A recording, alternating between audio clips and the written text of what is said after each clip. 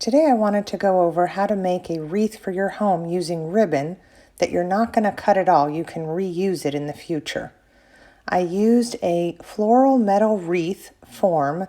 It's 16 inches in diameter, and I used wire that's 2.5 inches wide, and it's wired wire. That's very important because that's what's going to hold everything.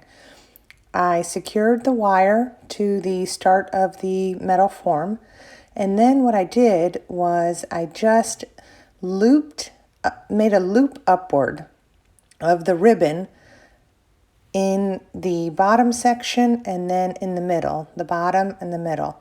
And I went back and forth so that going across that wire in the center helped secure the ribbon in place. The ribbon, so you know, I purchased it from Amazon. I purchased 10 yards for about $10, I believe, and I needed 2 spools of the 10-yard ribbon. I also purchased the floral metal wreath form from Amazon, and that was 2 of them of the 16 inchers for only $5.97, so the pricing on that was good. As you can see in the video, I've just kept looping the ribbon through the bottom and through the center all the way around. The biggest issue I had was obviously just keeping the ribbon straight. It kept getting tangled. I think I'm going to fast forward this a little bit so that you can see it quicker. But it's just basically in and out, in and out. It's holding its shape well. One thing I did do was, if you notice in the metal form, it has sections, and I made sure to keep the same number of loops in each section so that it wouldn't look lopsided at any point. And here I am just fluffing them to make sure that everything looks straight. When I got toward the end, I simply took the remaining wire and looped it. Here I was noticing that I could kind of see the wire in the center, and I didn't like that very much. So I wanted to add some more ribbon to the top section of the wreath. This way it would push the other parts down and make everything appear more full. But I didn't want to use too much, so I only did 2 loops in each little section there at the top.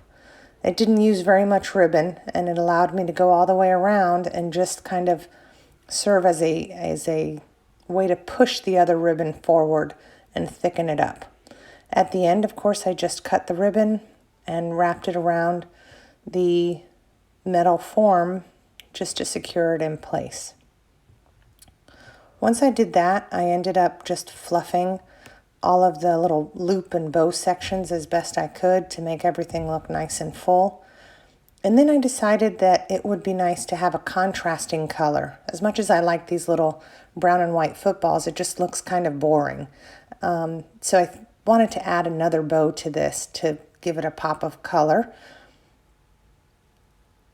I'm not the greatest at making bows. My technique is pretty simple. I just kind of loop them in figure 8s so that I have 3 loops kind of on each side of my thumb.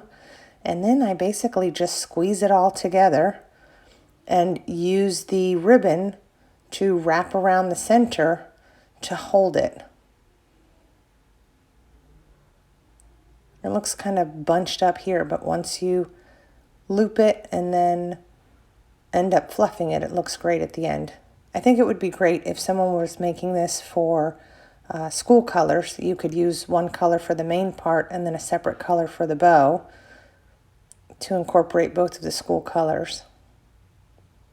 I just tied this around, nothing special at all, just tied it in a knot right behind there and wrapped the wire around so that it would stay secure. And then from there, I fluffed everything out and went to set it out on my door for our Super Bowl party.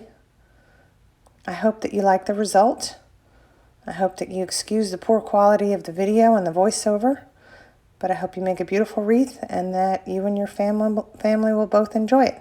Thanks so much for watching.